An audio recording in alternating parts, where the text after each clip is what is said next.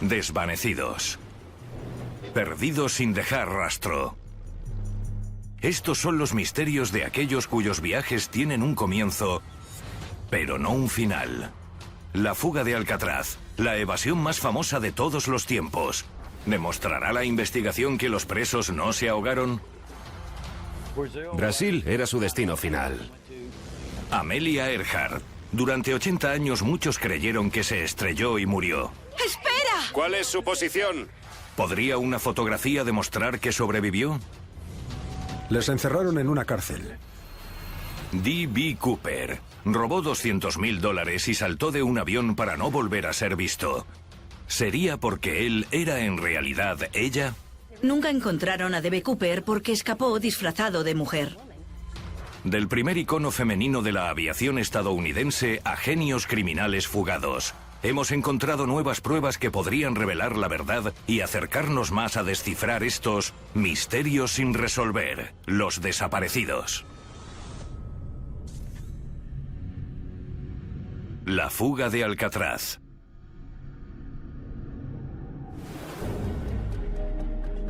Alcatraz, La Roca. Rodeada por las letales aguas de la bahía de San Francisco, esta cárcel de máxima seguridad basaba su reputación en una simple promesa, que nadie escaparía jamás de ella. Pero en 1962, 3 hombres se fugaron de la cárcel y no volvieron a ser vistos. La fuga de Alcatraz es un misterio, porque nadie puede decir con seguridad qué pasó con los 3 fugitivos. Es fascinante porque lo que hicieron para salir de las celdas fue impresionante. Sin que les pillaran, ni les vieran. Evitaron que les detectaran los guardias y se marcharon de la isla. Pero luego, ¿qué pasó con ellos? Ese es el gran misterio. El motivo por el que soy el encargado del caso es que en 1978, por orden del Congreso, la investigación pasó de ser del FBI al Cuerpo de Aguaciles de Estados Unidos. El caso sigue abierto porque este cuerpo no deja de buscar a los fugitivos. La búsqueda continúa hasta llegar a un punto en el que se determina que es imposible que la persona pudiera seguir viva, o si realizamos un arresto, o si descubrimos que ha fallecido, o hay alguna otra manera de cerrar el caso legalmente. Nunca pedimos que cierren los casos. Seguimos buscando a los fugitivos, porque los criminales tienen que ser llevados ante la justicia. Y estos hombres deben condena a la Agencia Federal de Prisiones por los crímenes que cometieron. No podemos dejar que la gente se libre después de cometer un crimen. El nombre del caso se basa en los números con los que identificamos a los fugitivos. Son números que asignamos a cada fugitivo. Uno para John Anglin, otro para Clarence Anglin y otro para Frank Morris, y son distintos. El de Frank Morris es 34337. El de John Anglin es 34044. Y el de Clarence es 34043. Esta historia es más compleja de lo que la gente cree.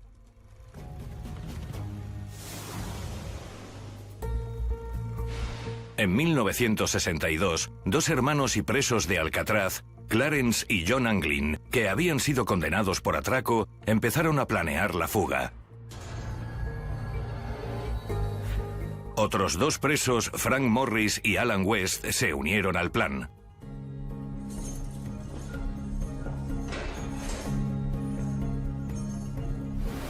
Hay que reconocerles que lo mantuvieron en secreto. Pero el preso Robert Scheiblein lo sabía. Los hermanos Anglin, Clarence y John me caían bien. Eran callados, no eran muy inteligentes, pero tenían mucha calle. Me habría llevado bien con ellos en esa cárcel o cualquier otra. Pensábamos parecido. Morris tenía cabeza, pero yo también soy listo y chocábamos. Discutíamos. Éramos como 2 alfas, no hicimos buenas migas.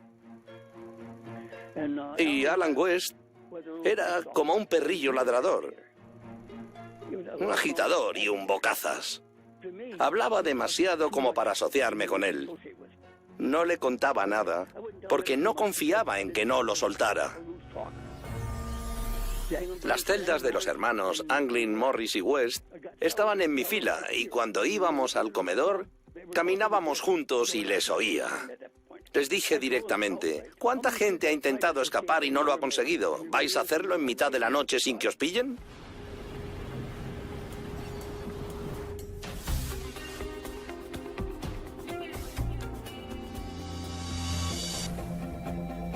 El plan de fuga de los presos comenzaba cavando un túnel desde sus celdas. En la parte posterior de las celdas había un pequeño conducto de ventilación.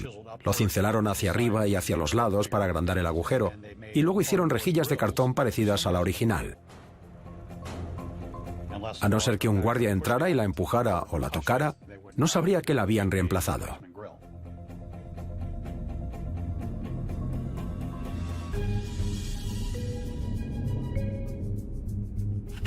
Los familiares de John y Clarence decían que eran los MacGyver de los años 50. Usaron cucharas para hacer cinceles y un taladro con el motor de una aspiradora. Hicieron una linterna casera y también salvavidas. John y Clarence eran vecinos de celda. Mientras uno trabajaba, el otro hacía guardia. Greg Morris y Alan West hacían lo mismo.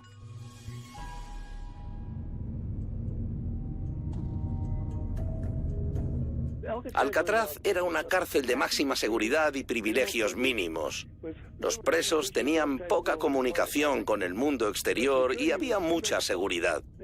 Hacían 24 recuentos oficiales al día, más 6 recuentos en los talleres para las cuadrillas de trabajo. Nos contaban y en cuanto terminaban el recuento empezaban a contar otra vez. Había muchísima seguridad. Tras el recuento de la tarde, pasaban a vernos y apuntaban si estábamos en las celdas. Los presos hicieron unos bustos de sí mismos.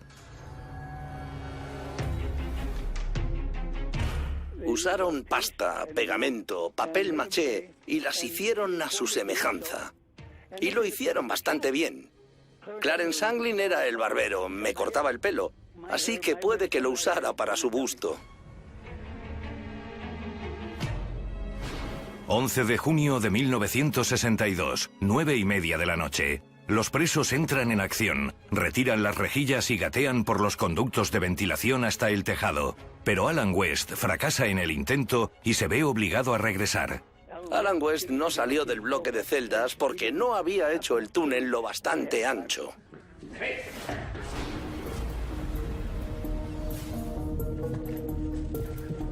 Unos minutos antes de las 10 se oyeron unos golpes metálicos. El guardia dijo que sonaba como si alguien golpeara un barril de 200 litros. Seguramente fue cuando retiraron la tapa del conducto de ventilación. Al llegar al tejado, Morris y los Anglin recogieron una balsa que habían escondido allí unos días antes. Habían hecho la balsa con más de 50 impermeables y la habían inflado con un acordeón que usaron como fuelle. Se les ocurrió la idea de hacer una balsa con impermeables y salvavidas. No contaban los impermeables. Un preso podía coger un impermeable y al día siguiente otro. Acabaron usando 30 o 40 impermeables. Fueron al extremo nororiental del edificio, donde había una tubería. Bajaron por ella, tiraron una manta encima del alambre de espino que había en lo alto de la valla y la escalaron de uno en uno. Luego descendieron por el depósito de agua. Calculo que estarían en el agua a las 11. Sin duda, escaparon de la isla. ¿Pero qué pasó con los fugitivos cuando abandonaron la isla? Dicen que se ahogaron, pero no se recuperó ningún cadáver. ¿Qué creen los expertos que les sucedió? Teoría 1. Escaparon y se ahogaron. Una vez llegaran al agua, las probabilidades de supervivencia no eran muy altas. Aparte de la temperatura del agua que podría causar la muerte, el exconvicto Robert Scheiblein coincide con la valoración de Dyke. Yo pude darles tablas de las mareas. La última era la del viernes. El domingo, Frank Morris vino y me dijo: te lo agradecemos, pero cuando lleguemos al agua nos iremos. No podemos esperar a que suba o baje la marea. Me sorprendió que no lo comprendieran. Estaban... Además, Michael Dyke señala varias pruebas encontradas. Unas 24 horas después de la fuga, encontraron un remo cerca de la isla Angel.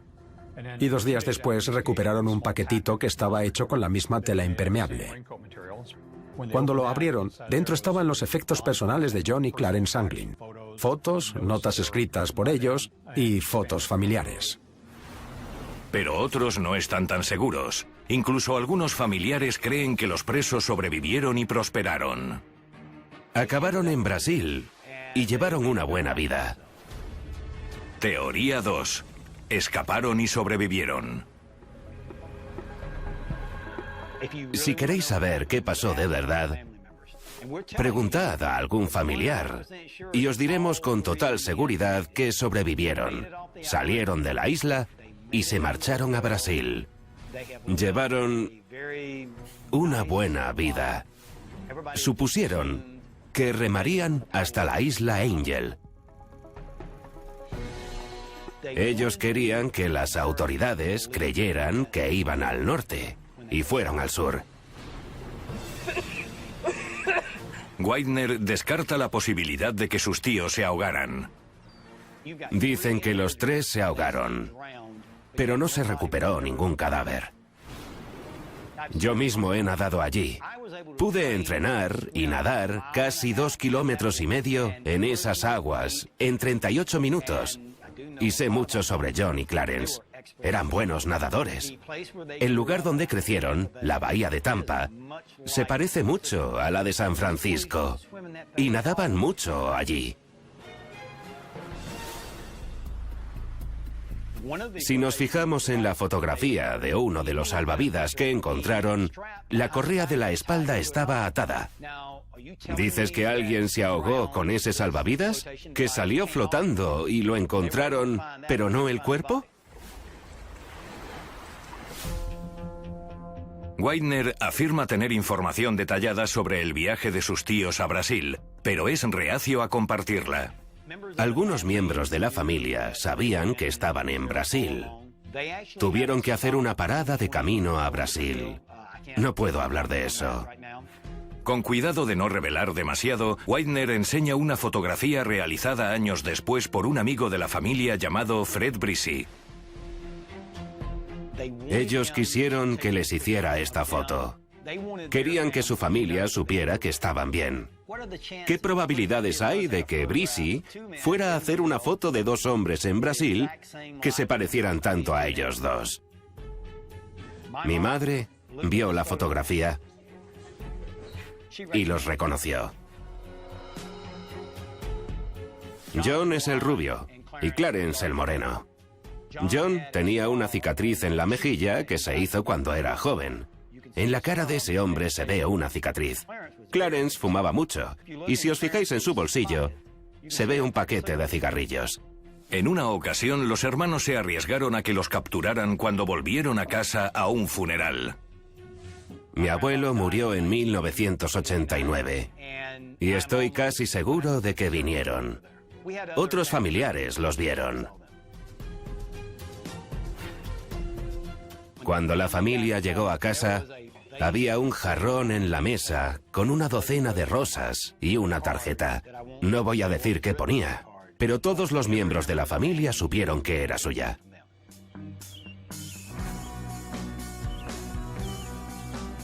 ¿Y tú has hablado con John o Clarence? Sí, yo... no puedo decirlo. Te lo digo, no es algo que crea que pasó. Sé que pasó.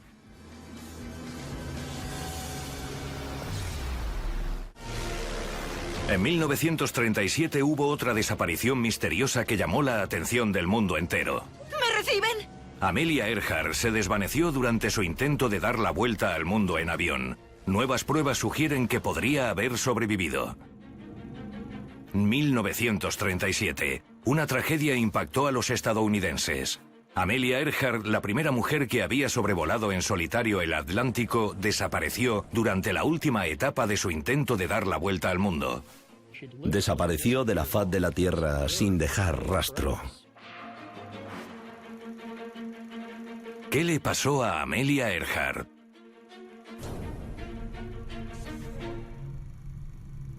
La desaparición de Amelia Earhart.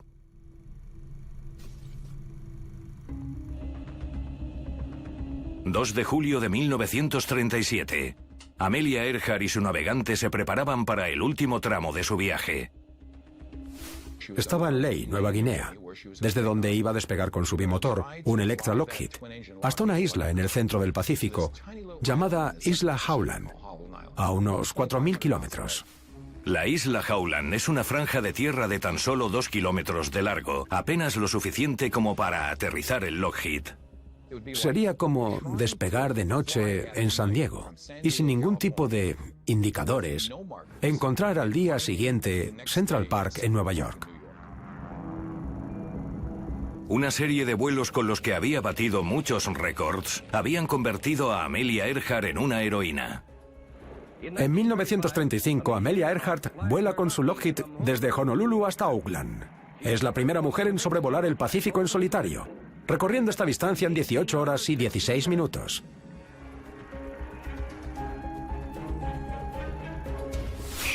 Era una figura muy popular y ha seguido siéndolo. Toda una inspiración, especialmente para las mujeres jóvenes. Demostró que no había nada que un hombre pudiera hacer y una mujer no. Y eso era importante en los años 30.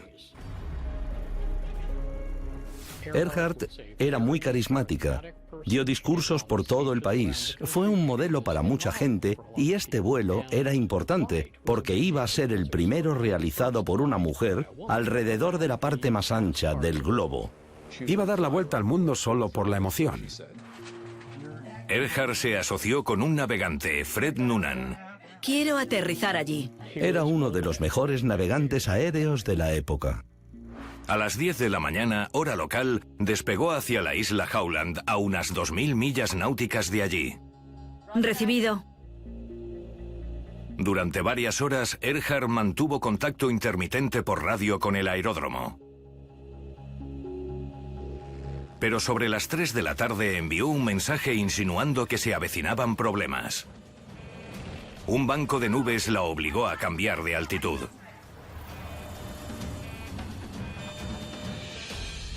Habían mandado un barco de la Guardia Costera a la isla Howland para presenciar el aterrizaje. Hubo fallos de comunicación. Amelia Earhart a Itasca. ¿Me reciben? Sí, aquí el USCTC a Itasca. ¿Me reciben? Cambio. No me recibe. Uno de los últimos mensajes que envió fue: debemos estar encima, pero no les veo. Amelia Earhart a Itasca. ¿Me reciben? Sí, la recibimos. Cambio, ¿me reciben? Earhart y Noonan no pudieron encontrar la isla. Algo va mal. ¿Me reciben? Aquí el USCTC a Itasca. ¿Cuál es su posición? 157.337. ¿Cuál es su posición? ¿Cuál es su posición? Cuando un piloto tiene problemas, seguro que intenta enviar mensajes por radio. ¿Me reciben? ¿Me reciben? Cambio. Ella tenía un plan para comunicarse. Hubo mucha confusión sobre cuándo estaba transmitiendo y cuándo el Itasca. El guardacostas que la esperaba en la isla Howland la estaba escuchando y muchos mensajes se perdieron. Pero ella estaba retransmitiendo y ellos grabaron muchos de esos mensajes según se fue acercando a la isla Howland. Escuchad. Estamos en la línea 157.337. El último mensaje decía: estamos en la línea 157.337 volando de norte a sur. La línea 157.337 es como se llama la línea de posición que Noonan habría calculado cuando tomó un punto de referencia después del amanecer y con la que atravesó la isla. Luego habrían avanzado por ella hasta sobrevolar la isla Howland. Si no podían ver la isla, volarían de norte a sur por esa línea hasta que la encontraran. Ese es el procedimiento estándar y ese es el último mensaje que se recibió del avión de Earhart. Y luego desapareció. El Electra Lockheed nunca llegó a la isla Howland, como si se hubiera desvanecido en el aire. 57.337.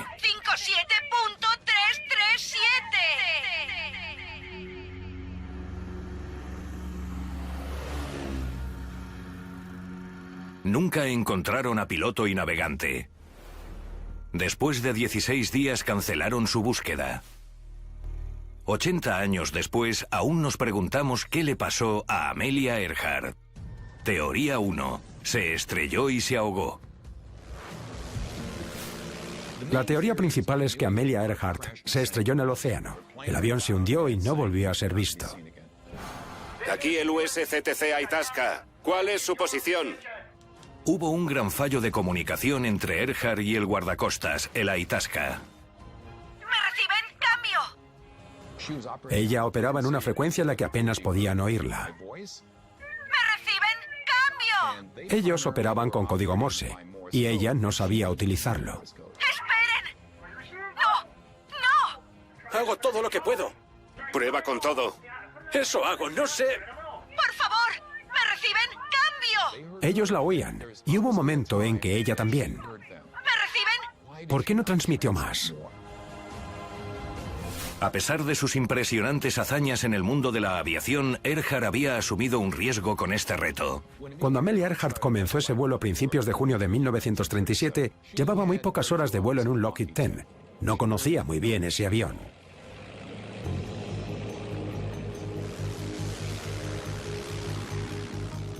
Si yo fuera a volar con un avión alrededor del mundo, querría saber todo lo que pudiera sobre él, sobre cada pieza. Solo iban 2 personas, solo tenían 2 motores y era su primer vuelo. Yo querría conocer todos los detalles. Creo que se dieron cuenta de que no podrían llegar a su destino. Buscaron una isla conocida en sus mapas y se estrellaron en el mar cerca de la isla. Repetiremos este mensaje. ¡Esperen! ¿Me reciben? ¡Cambio! Todos los esfuerzos para encontrarla son en vano. Finalmente, 18 meses después, las autoridades llegan a una conclusión trágica pero inevitable y declaran que Earhart está muerta.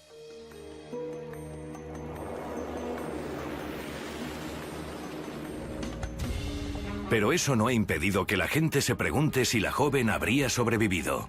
¡Nos hemos estrellado en una isla deshabitada! ¡Seguimos vivos! ¡Adelante, cambio! Algunos creen que el gobierno estadounidense sabe qué le pasó. Hay algunas preguntas que como agente sabes que no debes hacer. La desaparición de Amelia Earhart es uno de los misterios más cautivadores del siglo XX. Y aunque la historia llegó a su fin en 1939... ¿Me reciben? Hay quienes creen que sobrevivió. Ella era imprudente. Asumió riesgos a lo largo de toda su vida. La primera vez que voló a Europa en 1932, pretendía llegar a París. Se desvió casi 1000 kilómetros de su rumbo y aterrizó en un campo de Irlanda. No fue una sorpresa que se desviara de su rumbo. Al parecer, siempre lo hacía.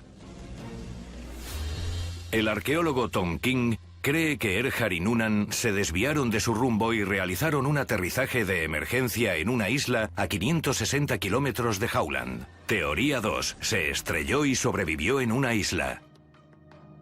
Hay varias pruebas que respaldan la hipótesis de que Earhart y Noonan acabaron en Nikumaroro. Aquí el USC. King señala pruebas intrigantes, transmisiones de radio enviadas después de que el avión desapareciera. Earhart había estado mandando mensajes durante todo el trayecto desde Ley. ¡Dios mío, no hay señal! Pero se recibieron más de 50 mensajes después de que desapareciera.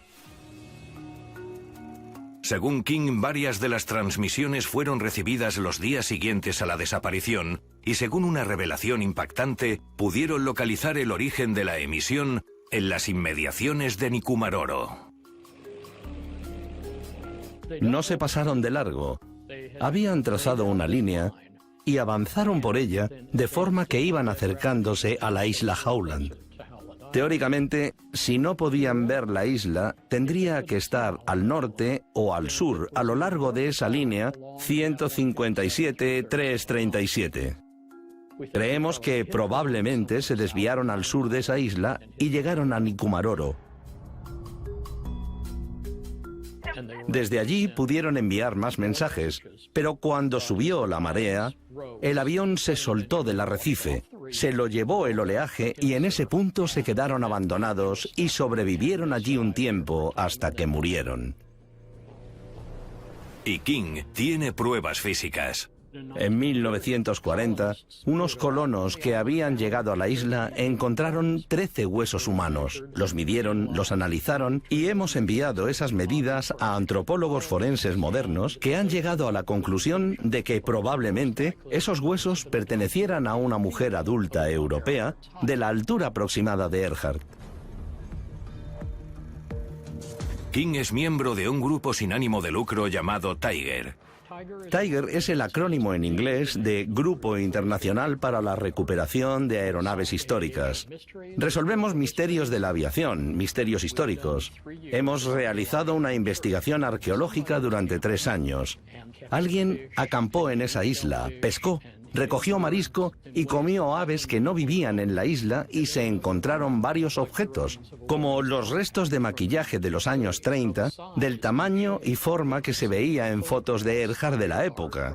Los restos de un tarro que al parecer contenía una sustancia con base de mercurio, probablemente crema para pecas, y sabemos que a Earhart no le gustaba mucho tener pecas.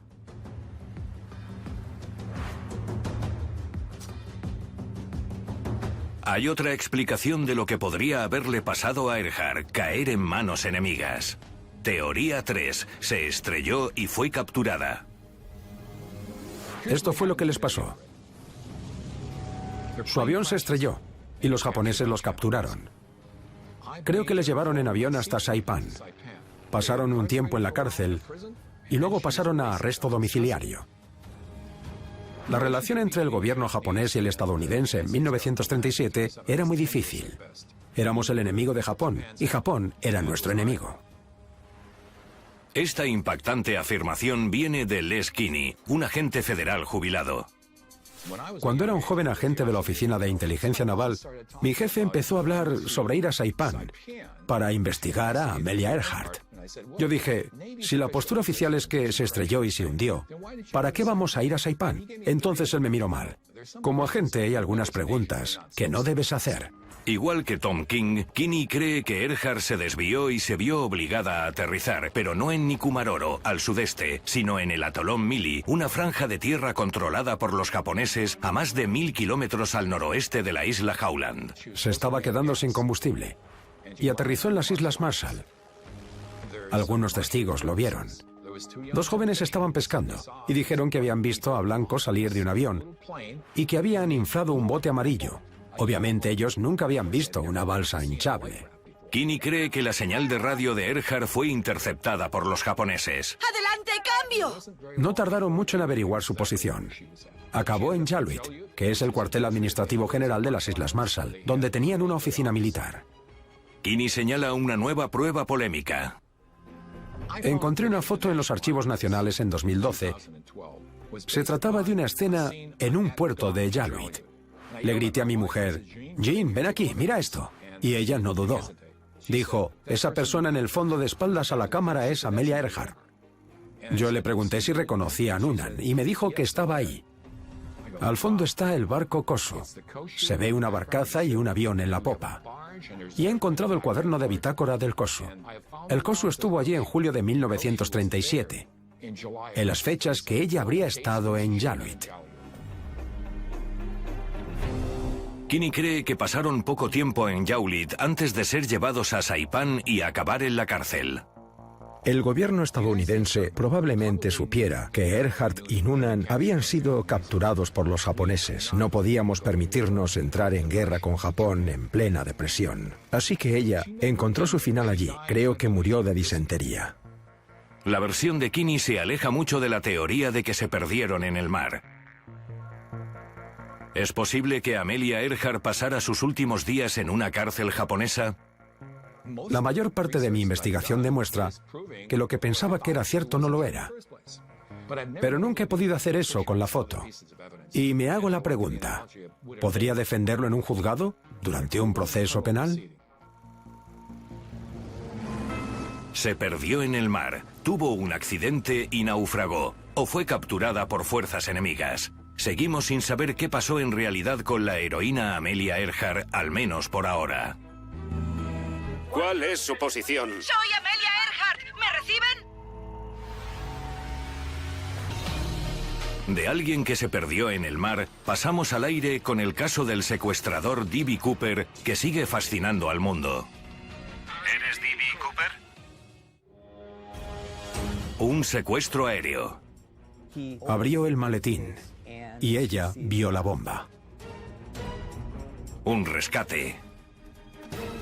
Le dieron $200.000.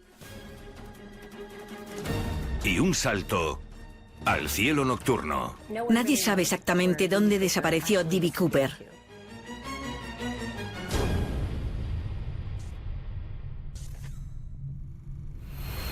¿Quién era D.B. Cooper?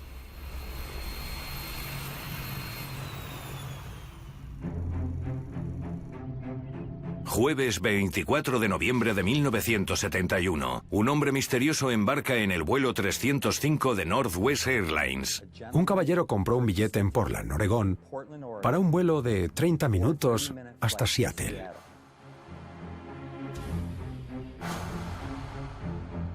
¿Tarjeta de embarque, por favor? En aquella época, los pasajeros firmaban sus propias tarjetas de embarque.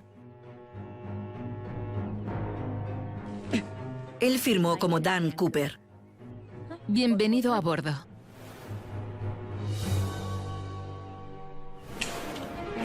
Había 36 pasajeros a bordo cuando el Boeing 727 despegó a las 14:50.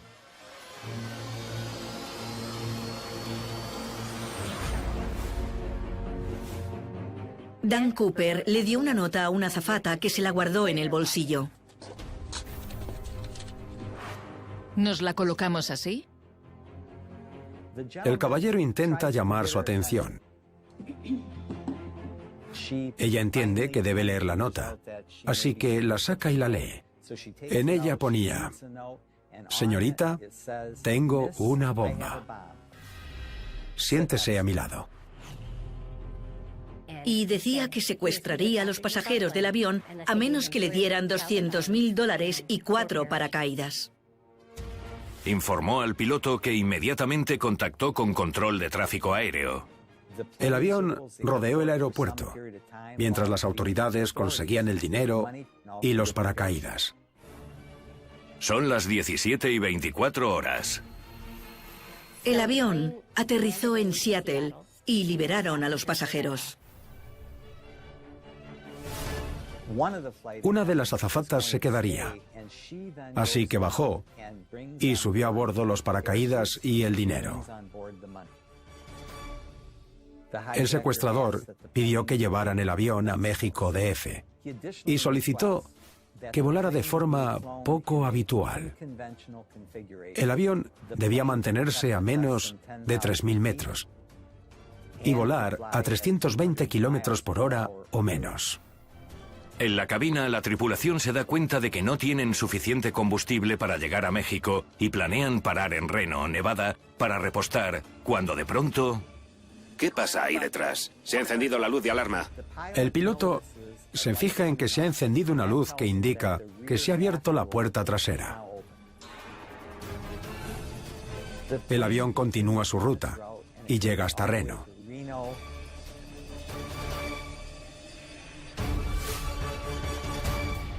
Tras aterrizar en Reno, agentes del FBI rodearon el avión. Cuando entraron en el avión, solo encontraron la corbata negra que llevaba puesta el secuestrador. El secuestrador había saltado del avión en algún lugar entre Reno y Seattle. Las autoridades y el FBI son incapaces de localizar al secuestrador, el dinero o el paracaídas. Sin más pruebas o pistas, la de D.B. Cooper se ha convertido en una de las mayores desapariciones de la historia. Teoría 1. D.B. Cooper era Walter Reca. En 2015, nuestra editorial fue contactada por un autor que había escrito su propia historia sobre el secuestro de D.B. Cooper, en la que el secuestrador era su mejor amigo. Y el mejor amigo del secuestrador era Carl Loren. Carl comenzaba la historia contando que era uno de los primeros paracaidistas de caída libre y que así fue como conoció a Walter. A mediados de los 50, Walter, Carl y otros 7 hombres formaron lo que llamaron el Club de Paracaidismo de Michigan. Según Carl, Walter era un barbero convertido en delincuente que se había mudado al estado de Washington y se había cambiado el nombre. Durante 3 días, entrevisté a Carl.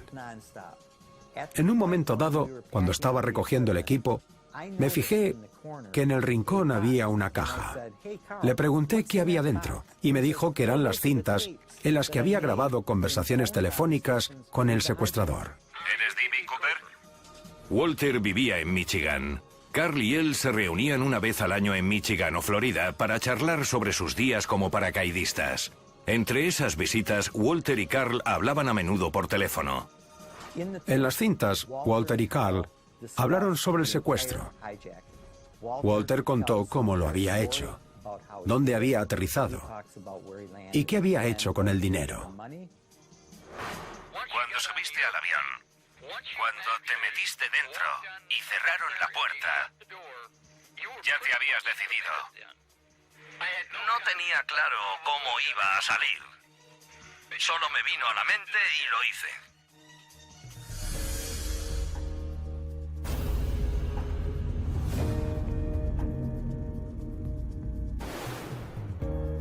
Según Carl, Walter Reca murió en febrero de 2014.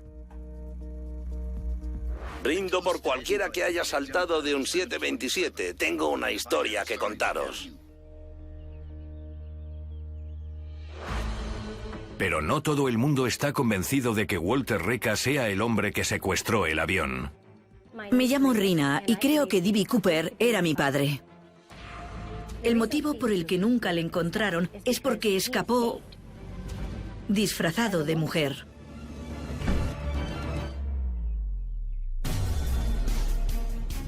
Creo que mi padre es D.B. Cooper. Teoría 2. Cooper era una mujer.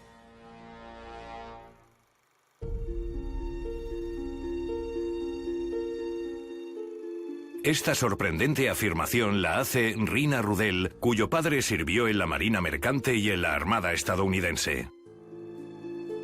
Mi padre se llamaba Robert Elmer Dayton. De repente, un día mi madre pensó que mi padre tenía algún problema porque le pilló vestido con ropa de mujer. La mujer de Robert se divorció de él en 1954 y se marchó del estado con sus 2 hijos. Robert se volvió a casar en 1965. Su segunda esposa, Cindy, era consciente de su deseo de cambiar. Se sentía incómodo con el atuendo que llevaba y necesitaba hacer algo diferente. En aquella época estuvo al borde del suicidio y buscó ayuda con un psicólogo que formaba parte de un ensayo quirúrgico experimental. En 1967, Robert y Cindy se declararon en bancarrota. En 1968, la pareja viajó a Baltimore, Maryland, para visitar el hospital John Hopkins, donde se realizaba la operación de cambio de sexo. Robert y Cindy regresaron a Seattle y se separaron. Robert aceptó todos los trabajos que pudo hasta que ahorró el dinero para la operación. En 1969, mi padre decidió cambiarse de sexo. En 1971, Robert Dayton ya es Barbara Dayton. Barbara vivía en Seattle y Rina y su hermano vivían en California. En 1975, mi hermano Dennis falleció y mi padre vino en una avioneta Cessna al funeral. Mi padre había pilotado como hombre antes de convertirse en mujer. Fue la primera vez que vi a mi padre como mujer. Cuando me marché del funeral, mi primo me preguntó si sabía que mi padre era D.B. Cooper. Tras el impacto inicial, la idea empezó a tener sentido para Rina. Mi padre, cuando ya era mujer, se dio cuenta de que no podía conseguir trabajo, no tenía dinero y necesitaba desesperadamente hacer algo. Y según Rina Rudel, ese algo fue extraordinario. Creo que mi padre secuestró el avión. Iba vestido de hombre, pero llevaba ropa de mujer debajo del traje para poder saltar e irse vestida de mujer sin que nadie notara la diferencia. Mi padre embarcó en el avión y firmó como Dan Cooper. No olvidemos que mi padre era piloto. Había calculado dónde saltaría. Conocía la ruta que seguirían. Usó su Cessna para reconocer el terreno. Saltaría en paracaídas sobre Goodman, Oregón. Mi padre fue en coche hasta Goodburn y lo dejó allí. Y luego volvió en autobús a Portland. Desde Portland, Dayton secuestró el avión y, según Rina, escapó saltando en paracaídas. Una vez en tierra, D.B. Cooper se quitó su disfraz.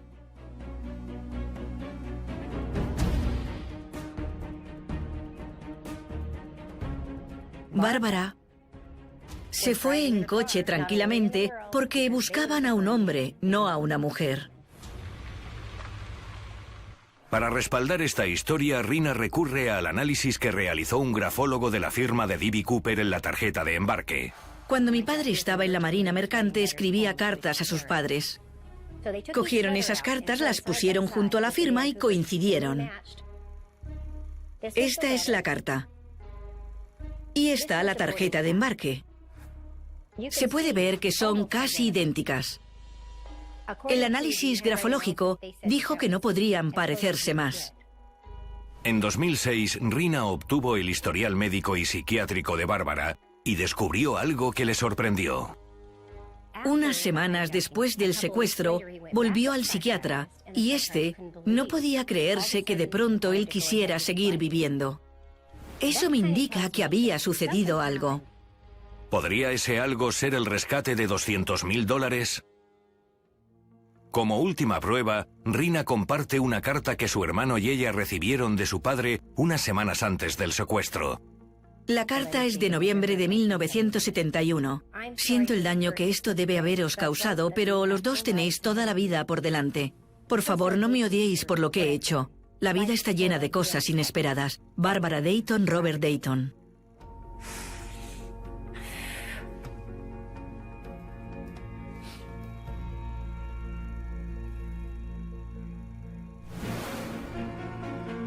Rina está convencida de que su padre, Robert Dayton, también conocido como Bárbara Dayton o D.B. Cooper, logró algo casi imposible. En 2001, fui a visitar a mi padre y en un momento dado le pregunté, ¿eres tú D.B. Cooper? Él sonrió y me dijo, bueno, D.B. Cooper probablemente era una persona muy valiente. No dijo hombre ni mujer. A veces la realidad supera la ficción. Muchas veces. Bueno, chicos, muchas gracias. Nos vemos. Vale, adiós, muy bien. Sí, os llamaremos cuando volvamos a casa. Muy bien. Adiós. Adiós. Venga, vámonos. Bárbara Dayton murió en 2002. ¿Se llevó el misterio de D.B. Cooper a la tumba? Puede que algún día la verdad sobre todas estas desapariciones salga a la luz y conozcamos la respuesta a estos misterios.